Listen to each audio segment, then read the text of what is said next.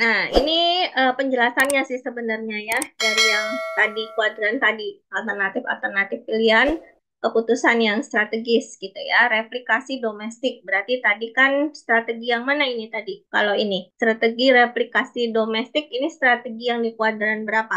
4 domestik. Nah, yang mana? Yang pertama, Bu, strategi peniru negara asal. Strategi peniruan negara asal. Betul ya. Replikasi kan berarti meniru ya, mereplikas, mengulang gitu, dibikin replikanya gitu ya, ditiru lah gitu. Nah, itu kenapa? Karena di situ efisiensi berpikirnya adalah efisiensinya secara global dan fleksibilitasnya secara lokal gitu ya. Balik lagi tadi yang ini tadi ya, jadi strategi replikasi domestik atau disebut home replication strategy. Nah, strategi ini dibentuk gitu ya, dibangun dengan memanfaatkan kompetensi inti atau keuntungan tertentu yang bisa dikembangkan di pasar domestik atau di dalam negeri gitu ya. Dan itu dijadikan sebagai senjata yang kompetitif ya, senjata utama di pasar luar negeri yang akan dimasuki gitu ya, dengan mendasarkan kepada keunggulan apa yang dimiliki yang itu memang sangat baik di pasar domestik dan kemudian diduplikasi di pasar luar negeri gitu. Jadi sederhananya gini, strategi replikasi domestik itu adalah ketika perusahaan itu dia punya produk di dalam negeri, juara produknya, gitu ya, maka produk yang juara ini itu direplikasi, diduplikasi di negara lain, gitu, di pasar luar negerinya. Jadi dia nggak usah bikin produk baru, atau diapain lah produknya, ya udah pakai produk yang ada di dalam negeri itu, karena udah pasti bagus gitu ya, di dalam negeri itu udah juara nomor satu gitu, udah sangat-sangat banyak peminatnya, ya itu aja di ini dipasarkan lagi di negara lain gitu. Nah, itu alternatif yang strategi yang pertama, yaitu replikasi domestik. Yang kedua, strategi multi domestik. Multi domestik ini tadi apa? Apanya tinggi, apanya rendah? Apanya sama-sama tinggi atau sama-sama rendah? Ayo, efisiensi globalnya rendah atau tinggi? Globalnya rendah, lokalnya tinggi. Rendah, Nah, fleksibilitasnya yang tinggi. Ya, tinggi. itu strategi multi domestik. Oke, balik lagi. Oke, coba dibaca.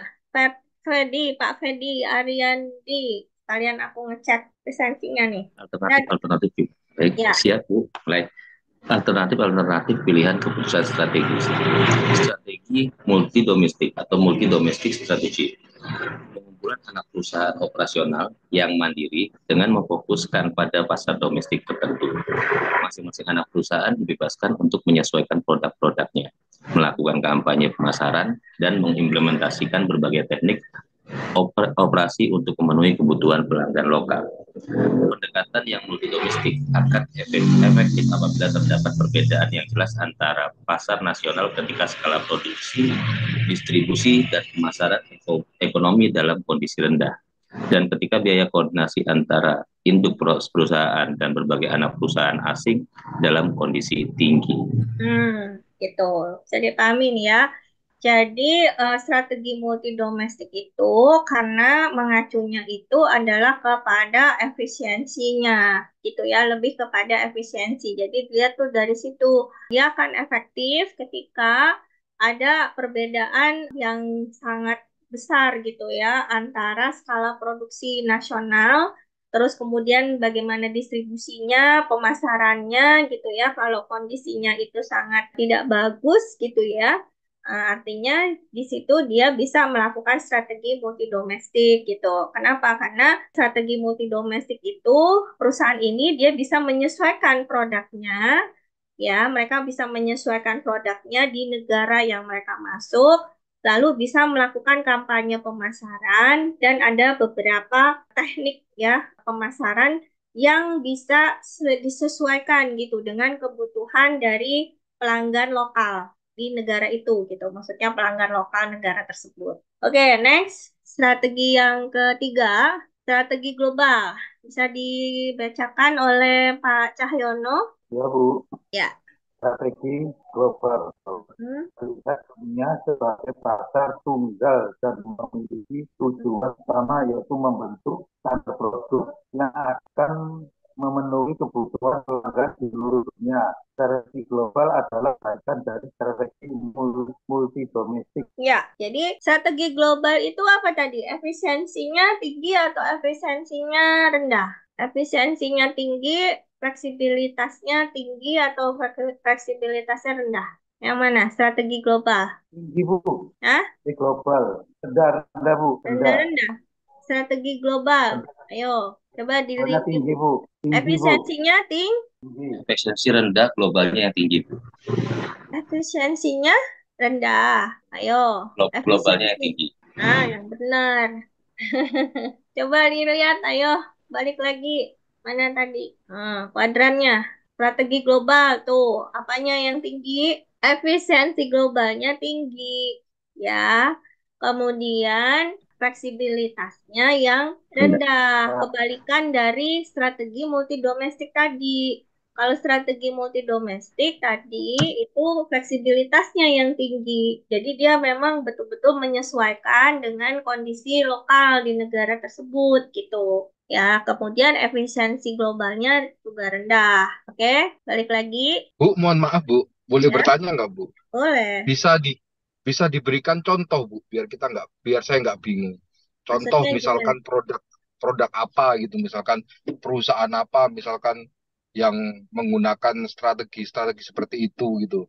Nah, contoh Mungkin aja kayak misalkan Coca-Cola. Misalnya Coca-Cola. Coba kita lihat Coca-Cola. Coca-Cola itu ketika dia masuk ke pasarnya, ke pasar misalnya Coca-Cola tuh punya punya dari mana? Amerika, ya kan? Ya Amerika. Nah, masuk ke Indonesia. Coca-Cola di Indonesia sama nggak dengan Coca-Cola yang dari negara asalnya? Sama nggak? secara apa Bu? Ya, Produknya, secara produknya. manajemennya, produk Produknya. Hah? sama Bu, Sama atau sama, enggak? Sama, Bu. Hah? sama, Apanya yang Sama. sama? rasanya. Rasanya sama? Apa udah pernah nyoba yang di Amerika? Nggak sama loh. Oh beda Bu, bukan Beda. dari daun kola, bukan dari daun kola. Bukan. Tetap ininya apa namanya basicnya ininya daun kola. Tetapi ketika dia udah masuk ke dalam satu misalkan Indonesia gitu ya, itu dia harus menyesuaikan taste-nya dengan negara yang dia masuk gitu. Kalau di negara asalnya itu nggak semanis yang ada di kita sekarang gitu. Atau contoh, misalkan di negara, saya lupa ya, di negara mana? Jepang atau mana ya? Coca-Cola di Jepang itu nggak ada yang 1,5 liter 1 liter kayak di Indonesia. Kenapa? Karena di sana nggak apa nggak punya kulkas yang gede-gede gitu loh, nggak punya tempat penyimpanan yang besar-besar kayak gitu. Nah itu berarti apa? Berarti kan strateginya si Coca-Cola ini apa? Dia menyesuaikan dengan ini lokal gitu. Multi domestik tuh dia berarti contohnya kayak gitu loh. Jelas nggak? Kira-kira. Jelas Bu, jelas. Lebih Nah, bisa ada gambaran Bu. itu ya, seperti itu gitu. Iya Bu. Nah, jadi kalau misalkan produk itu, misalkan nih Indomie nih, Indofood ya. Ini kebalikannya ya. Dari Indonesia produknya mau dipasarkan ke luar negeri. Nah, ayo coba. Misalkan dia masuk ke mana yang kita udah pernah bahas di kasus juga tuh gitu. Misalkan masuk ke Filipina lah, Taiwan. misalkan gitu.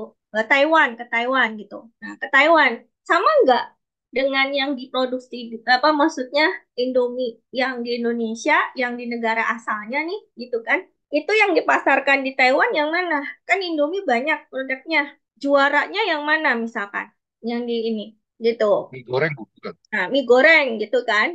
Apa yang ada di Indonesia yang juara? Kalau di Indonesia kan banyak juaranya kan, bukan cuma mie goreng gitu loh. Tapi mungkin di negara yang dia masuk kayak di Taiwan atau di Filipina gitu kan, itu nggak ada tuh yang rasa-rasa macam-macam dari Sabang sampai Merauke.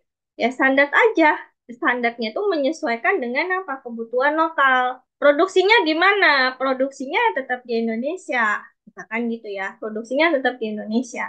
Nah, berarti apa? Berarti dia memilih untuk apa? Efisiensinya juga rendah kan gitu ya, efisiensinya secara rendah tapi fleksibilitasnya yang tinggi. Contohnya seperti itu gitu. Berikutnya, kalau strategi global, itu tadi ya, strategi global berarti dia fokusnya ya global, dalam arti dia punya standar satu untuk berlaku di seluruh dunia gitu. Jadi itu contohnya ya bisa nggak menyesuaikan ke selera masyarakat yang ada di negara-negara mana, di negara-negara yang dia masuk gitu ya, tapi dia udah punya standar internasional. Nah, kebanyakan tuh produk-produk fashion, kebanyakan atau otomotif gitu ya misalkan. Nah, itu atau elektronik biasanya seperti itu. Nah, itu kebanyakan dia langsung ke strategi global. Terus strategi transnasional.